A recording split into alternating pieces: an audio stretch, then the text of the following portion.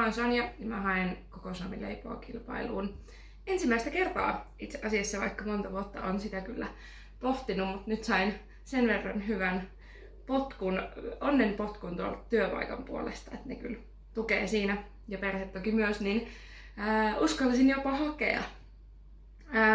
Videossa pyydettiin, että näytettäisiin mun leipomista ja sitten, että kertoisin vähän itsestäni, niin leivotaan mustikkapiirakkaa. Ei mitään ihan perinteistä mustikkapiirakkaa. Tää on yhden Kokosnami-leipokauden kilpailijan Anni Paukkulaisen alkuperäinen resepti, eli Annin uunissa.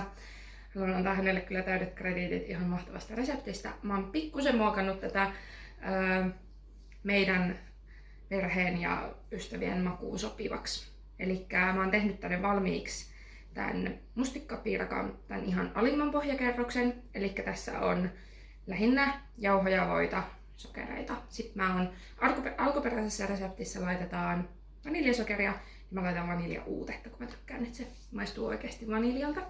Sitten on tuorejuustopohjainen juustokakkukerros ja laitetaan tähän päälle. Eli tässä on maustamatonta tuorejuustoa, jonka mä oon maustanut itse vaniljalla. Ja sitten vähän kananmunaa sidosaineena, että se sitten kypsyttää sen silleen, että se jähmettyy tuolla uunissa. Ja samalla kun mä tätä levitän tähän, niin mä voisin vähän kertoa itsestäni. Mä oon siis 25-vuotias kuopiolainen mimmi, joka on leiponut käytännössä koko ikänsä. Mun leipomisharrastus lähti siitä liikkeelle, kun mun rakas mummo opetti mut pienestä asti. Siis meillä oli aina iltapäiväkahvilla joko täytekakkua, mikä oli ihan semmoinen perinteinen keskiviikkopäivän jälkkäri, tai sitten erilaisia kiisseleitä ja pullaa, piirakoita, ihan kaiken näköistä leivottiin. Ja mummo toki leipoo siis edelleen yli 80-vuotiaana, ja se on munkin tavoite kyllä tässä elämässä. Tää on jotenkin täydellistä palautumista tosta hektisestä arjesta. Sitten jatketaan mustikoilla, eli mulla on tässä 500 grammaa pakastemustikoita, niin ripotellaan tasaisesti tähän päälle. Ja sit mun isä ja mun perheessä muutenkin siis tykätään hirveästi laittaa ruokaa ja leipoa, ja aina tehdään kaikkia kesällä varsinkin lettuja ja kaikkea tommoista kivaa. Kaikki juhliin leivotaan kaikki aina itse, eli sieltäkin tulee kyllä tosi vahvasti se leivonnan ilo.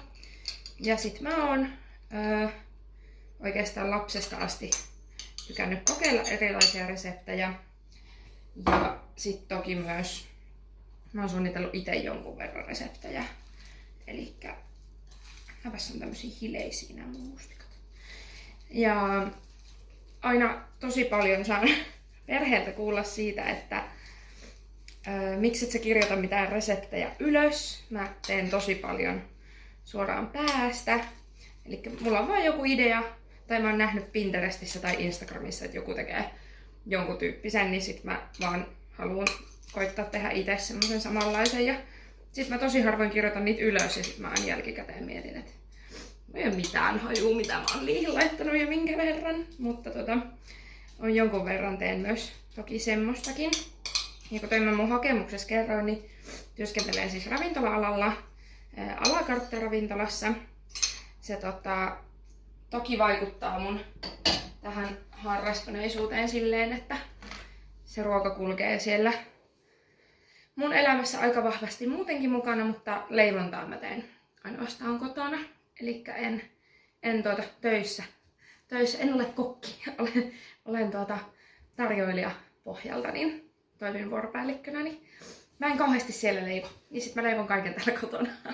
Sitten viimeisenä, nyt kun tuossa on tasaisesti noin ihananjäiset mustikat, niin laitan tämmönen murukerros siihen. Eli tässä on voita, jauhoja ja vaniljaa, vähän ruokasoodaa myöskin.